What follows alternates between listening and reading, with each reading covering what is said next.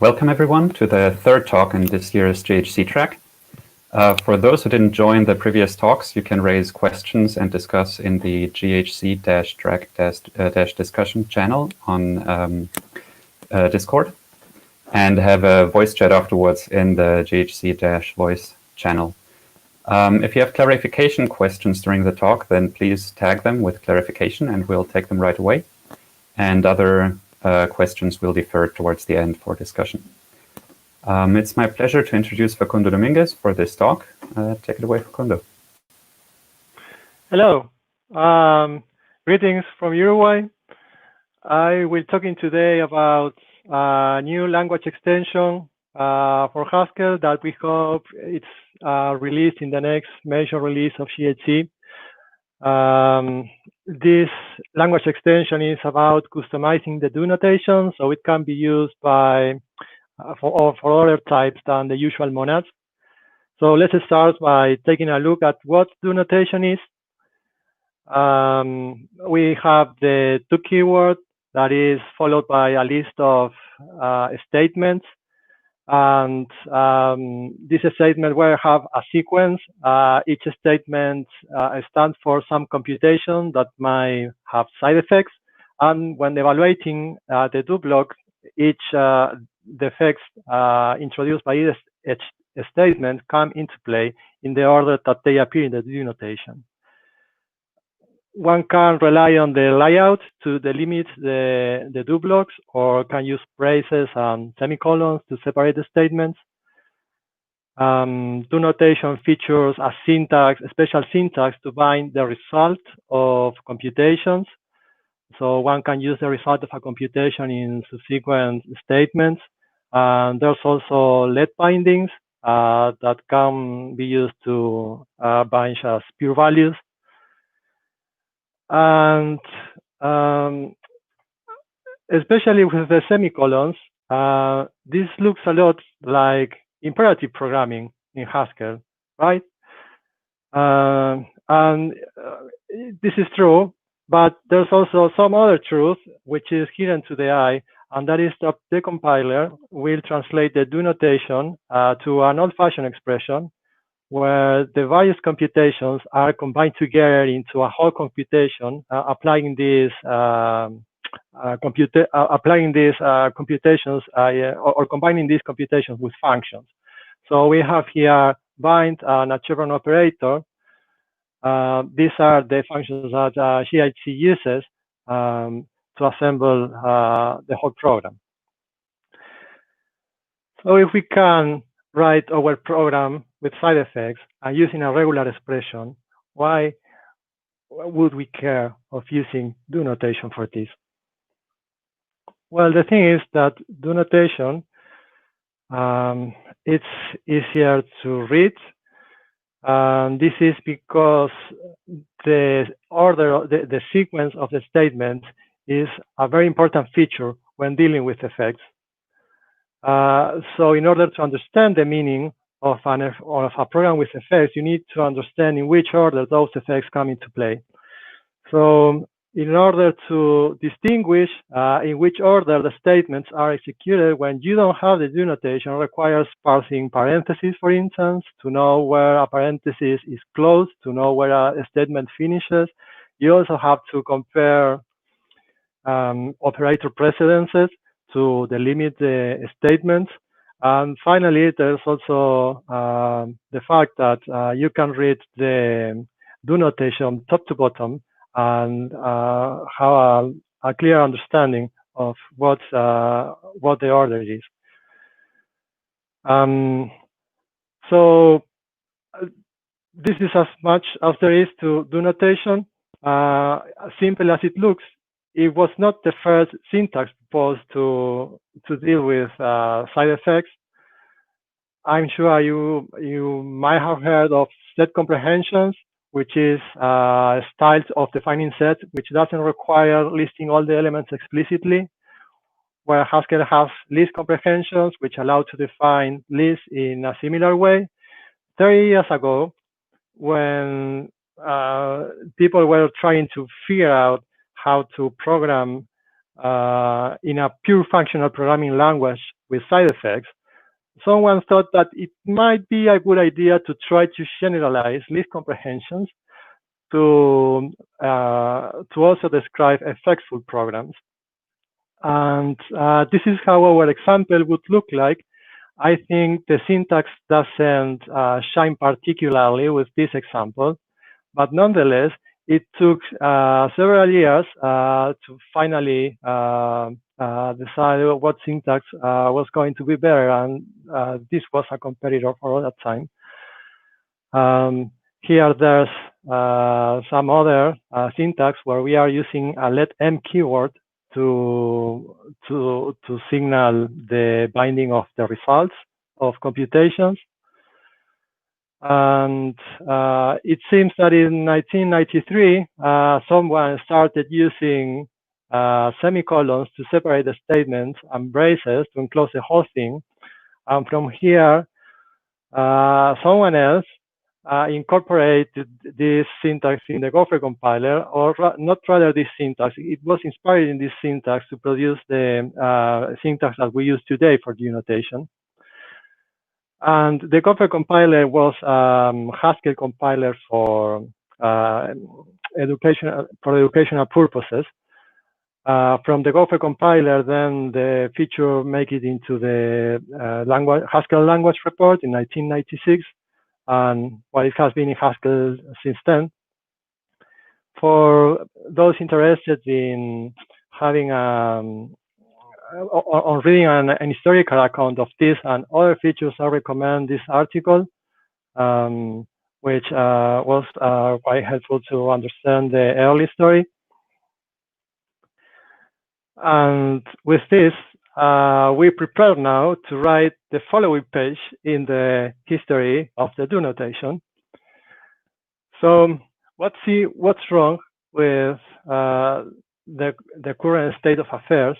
We said that GHC combines our statements with some functions, and these functions are tied to a particular type class, which is the monad type class. This type class has a return method and has a bind method. And there's also the chevron operator, which is defined in terms of bind. And if you want to use the do notation, you have to, the type that you are constructing have to have an instance of the monad type class. So what other types would we want to use with the do notation? Well, one possible answer is just any type whose values you can describe with sequence of expressions. So here are some of them, but a more principled answer could be, why not try to use the do notation for types that obey the monad laws, yet they are not monads? And the monad laws matter because when you have a computation, these laws ensure that seemingly innocuous modifications to the computation do not affect the result. The identity laws ensure that return before or after your computation doesn't affect the result. And associativity says, well, if you have a sequence and you want to regroup the operations in different ways, as long as you preserve the order in which all the operations appear in the sequence, the meaning shouldn't change. And with this in mind, let's see what types we could have that obey the monad laws, yet they are not monads. One first example is index monads. Index monads are similar to monads, but they have two additional type indices, and these type indices change across the parameters of the bind operation, which makes it impossible to use it to implement an instance of monad. So what would these index monads be useful for? Well, think of those type indices as predicates that say something about the state of the world before and after executing a computation. So they could say something about the point at which you are in the execution of a protocol. So the computation helps you advance the state of the protocol. They could say something about the resources that the program uses, like open files or open connections. Maybe the computation helps, maybe the computation opens new resources or releases them. So in those cases, an index monad could be a candidate for implementing those types of computations. There are also graded monads. Graded monads, similarly to index monads, also have a type index that changes across the arguments of bind. Again, we cannot implement the instat monads with that. And one example of graded monad comes from the effect monad package. Here, the type of computations is effect, and the type index is telling for each effect, well, what for each computation, which kind of effects that computation is allowed to do. So when you have to combine two computations with bind, well, the result has to contain in the type index the effects that are allowed in each of the computations. That's why we have the union here. More examples, we have constraint monads. Constraint monads, the operations on constraint monads have almost the same signature than the methods of the monad type class. The difference is that they might have constraints, and these constraints again prevent one from implementing an instance of the monad type class.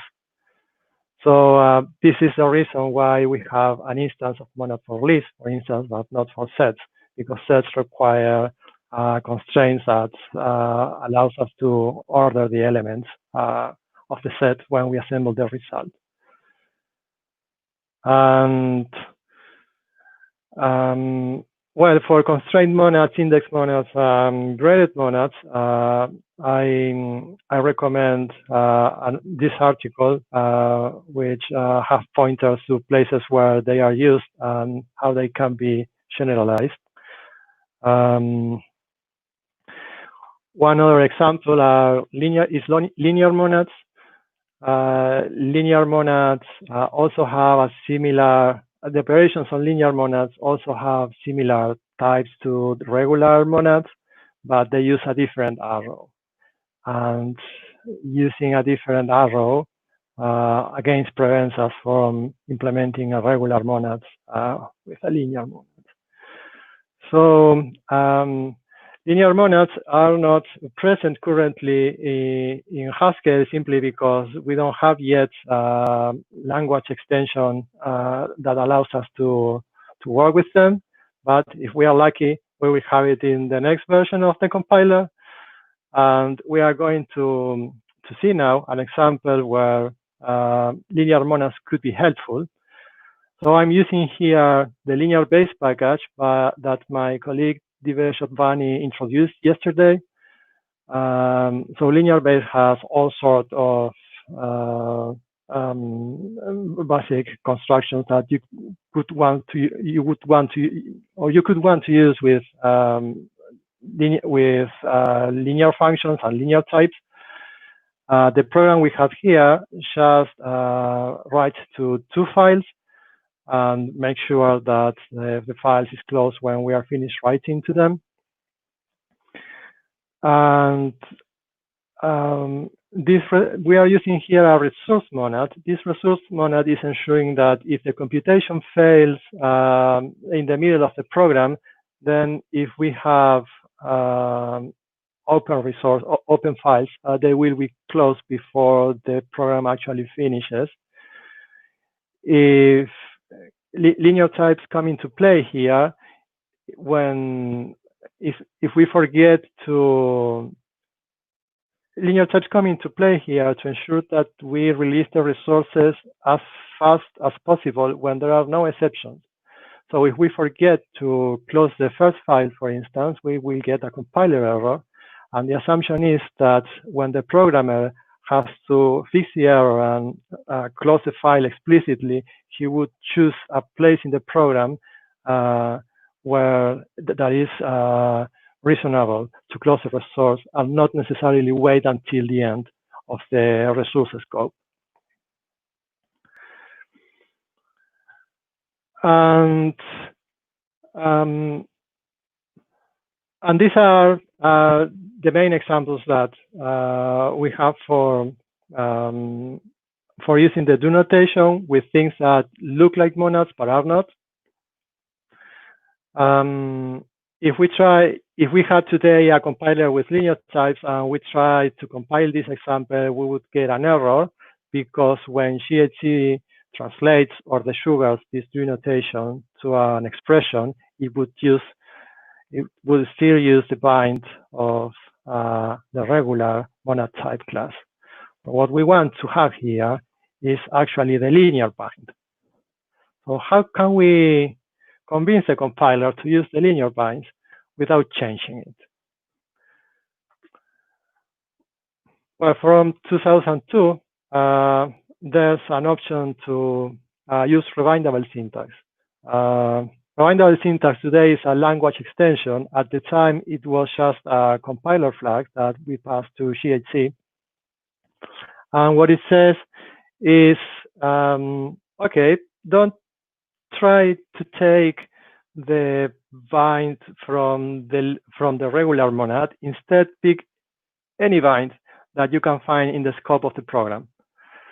So if we make a local definition which says that bind is now the linear bind, well, the do blocks that appear in this program will start using the linear bind as we wanted. And this almost solves the problem, except that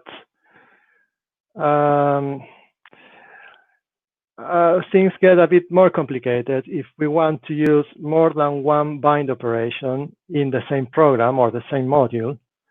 Say we want to use the regular bind in a nested do block, then this program breaks because the compiler will say, okay, but the bind which is in scope is not the regular bind, it's the linear bind.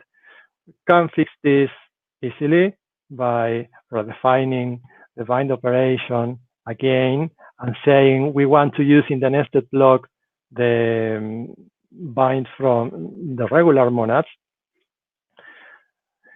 But this means that now almost every time we want to introduce a new do block in our program, we have to start with a large preamble that states explicitly what are the operations to use in the desugaring of that do block. And this is a lot of typing to do just to use the do notation. Another problem that RebindableSyntax has is that it affects a lot of constructs in your module, not only do notation. So if you are using arrow notation, or if you are using numeric or string literals, if you are using the if statement, pattern matching over literals, all of these things will require some functions to be in scope, and you have to make sure that they are all imported somehow into the module. And it's a lot of overhead to do all of that if you want to start using do blocks in a module. So 1 year later, after rebinding syntax was possible, came template Haskell, which template Haskell is a meta-programming framework. It means that you can have the compiler execute and generate some code that you can later inject in the final program. And we can use that, for instance, to implement some function that implements a translation of the do block to a regular expression, and then we and in that case, in the translation, we can use whatever bind operation we want. And then the result of the translations is injected back into the program. This would possibly work.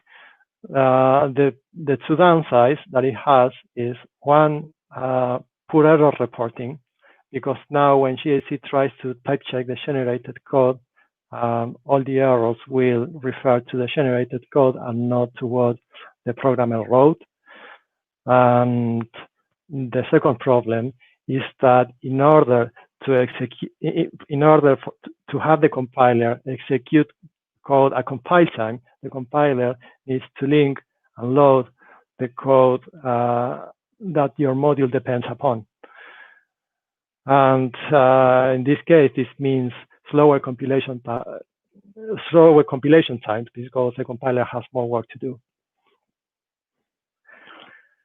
And since then, this is more or less the current state of affairs. We have been 17 years working in the dark, but finally the future is here, and enter the QualifiedDo extension. So if we enable the QualifiedDo extension, we can qualify our do keyword with a module alias. And when GHC translates the do notation, it will note the qualifier and will use the same qualifier for all the operations that are used to produce the final expression. So now, by seeing that we are qualifying our do keyword with linear, the compiler will know to use the linear bind in our do block. And when no qualifier is present in the do keyword, well, we just continue to use the standard bind from the regular monads, or it could be the case that we are using RebindableSyntax together with QualifiedDo, in which case the QualifiedDo would use linear bind, and the regular do would use whatever bind is in scope. And that's it. There's not more to QualifiedDo. So but nonetheless, we took a while to get to this solution. It's simple, but it's not so easy to get to it. So I thought that maybe I would torture you with some of the alternatives that we came to discuss during approval of the proposal. And here we had to consider like all the things that would make to put in the qualifier of a do. Why just use module aliases when you could use type classes or expressions or records? And we have to look at all of these variants and decide and compare them and decide, oh, which had which advantages over each other. And here, this is another variant which tries to put an expression that builds a record in the do notation. We have to discuss things like how to decide what names to use for the record operations. And there also was a proposal for adding parameters to do. So you could maybe say, well, if we pass some parameters to the do keyword, then we can pass those same parameters to the bind operation, and that apparently was useful in some use cases. So it's been like a year of writing a proposal and then discussing the variants, writing another proposal, discussing more variants, and well, some something like a month ago, we finally finished the discussion and could start implementing it. And speaking of implementation. Sorry to interrupt. We had a clarification question come up if the do on the right-hand side of the dot, if that has to be do or if other names are possible. The do on the right-hand side of the dots, that has to be a do. In the simple case, it has to be a do. It could be an mdo, right, for a recursive do. So yeah, not sure if I'm getting the question correctly. I think that was the question. Thank you. Okay.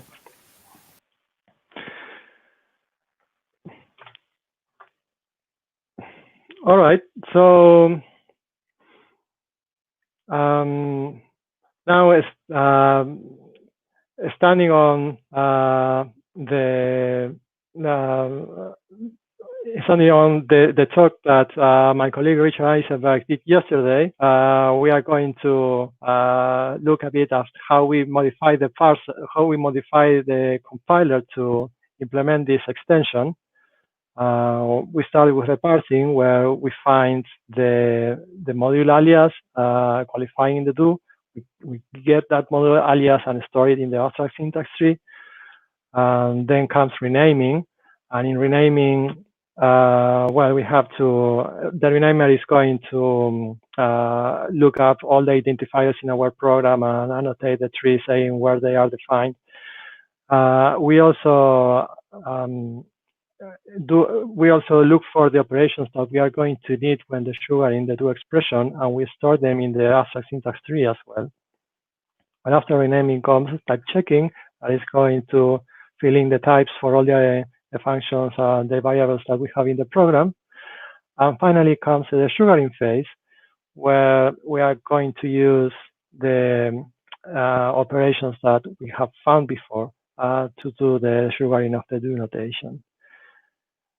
Technically, we could have eliminated early the do notation and replace it immediately with the result of with the expression that uses bind and other operators, but that would mean that if renaming failed or type checking failed, then the errors would refer to the translated code and not to the code that the user originally wrote.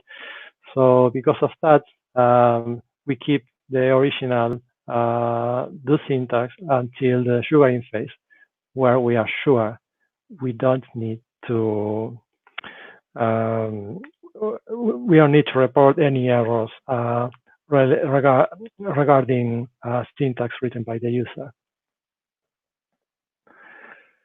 And some more facts about the implementation. QualifiedDo currently would work with recursive do, with applicative do, with template Haskell, and it also works together with RebindableSyntax. All the do blocks which are not qualified will be affected by RebindableSyntax as the same as before.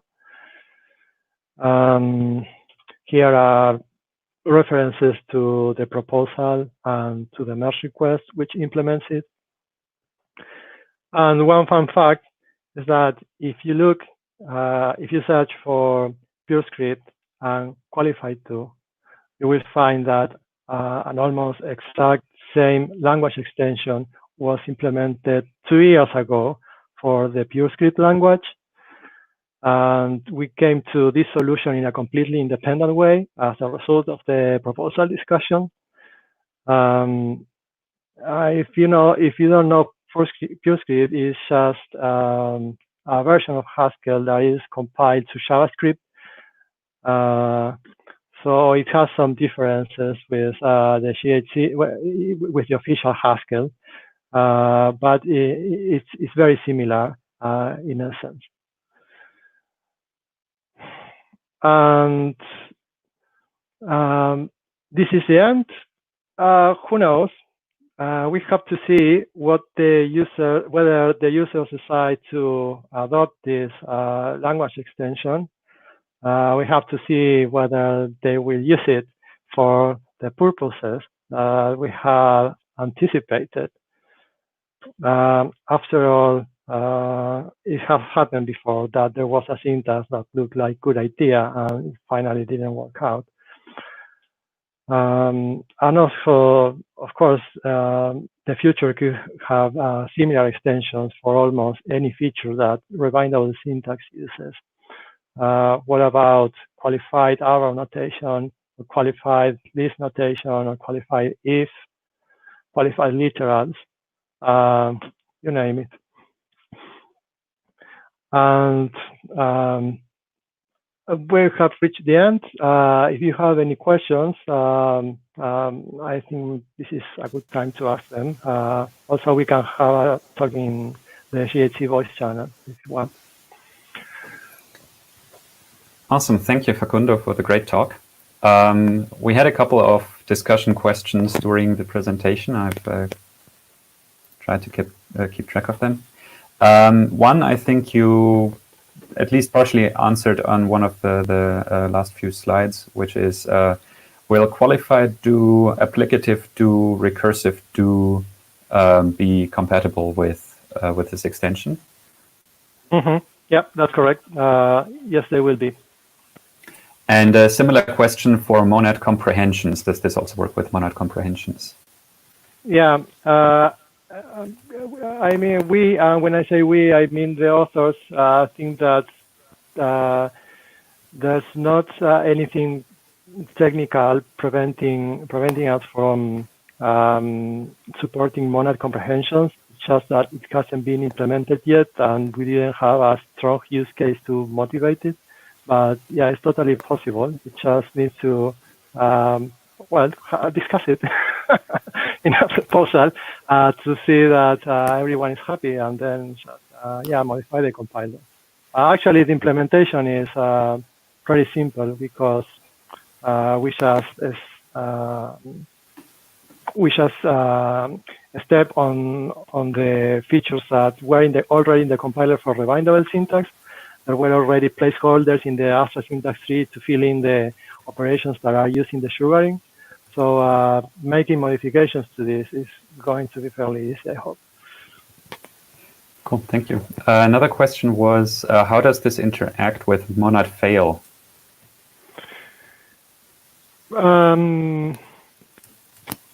Right. So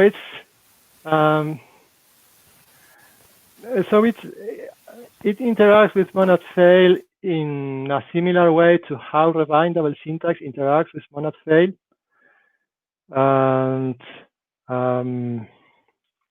so when using, when you have RebindableSyntax and overloaded strings, well, the fail operation, when you have a refutable pattern in do notation, the strings that is passed to the fail function is given to a from string function, and then the result of the from string function is given to fail. So if you are using QualifiedDo, instead of using any fail in scope, you will use the fail that comes from the module with the module alias that you are using. That's all there is to it, really. Cool, thank you. Another question was a discussion question whether we could and whether we should collapse syntax like mdo into something like recursive.do.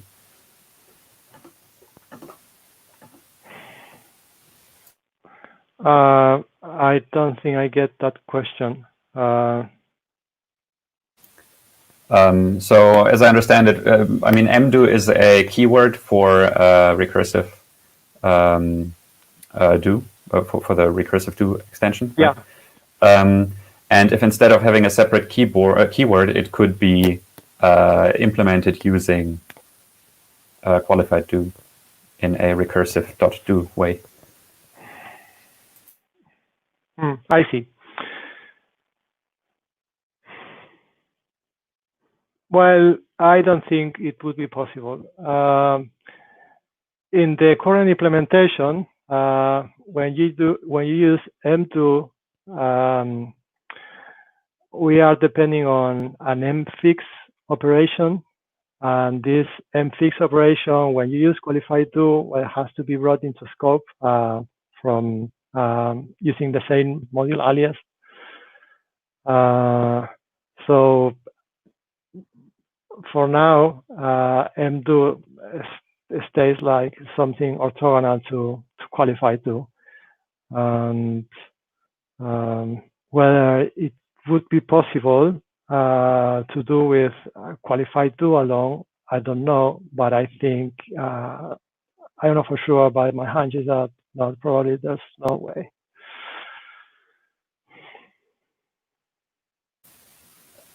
Thank you. And another question was, what are the restrictions on the shape of the type for the custom bind operator? Does it have to be, well, reading out types is hard, but C of A to a function from A to C of B to C of B?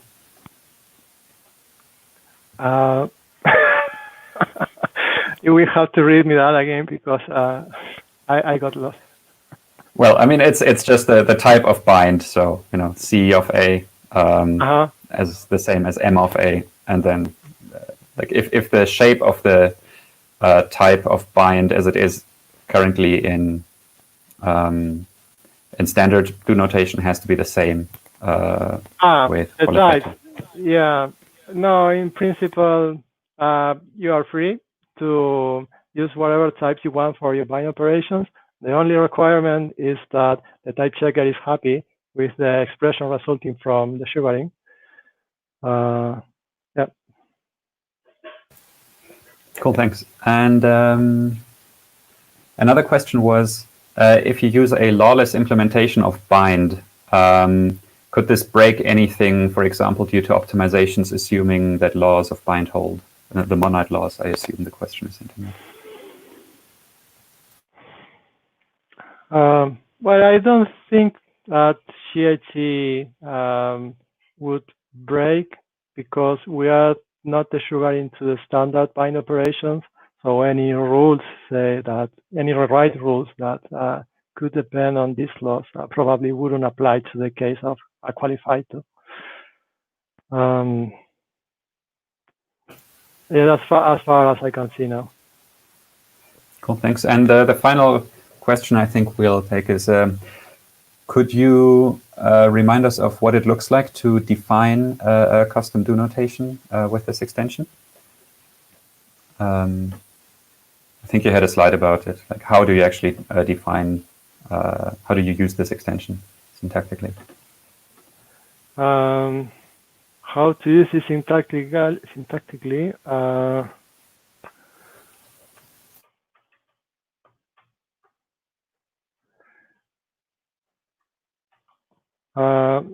So something like this. I'm not sure I'm getting the question.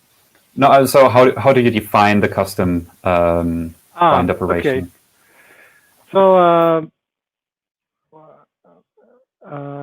no, I don't think I have a slide for that.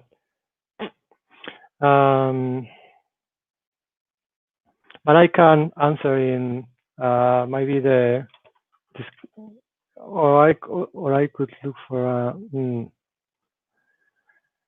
So I could answer in the channel. Yes, you just define it. Any function named the same as the bind operator would be picked up.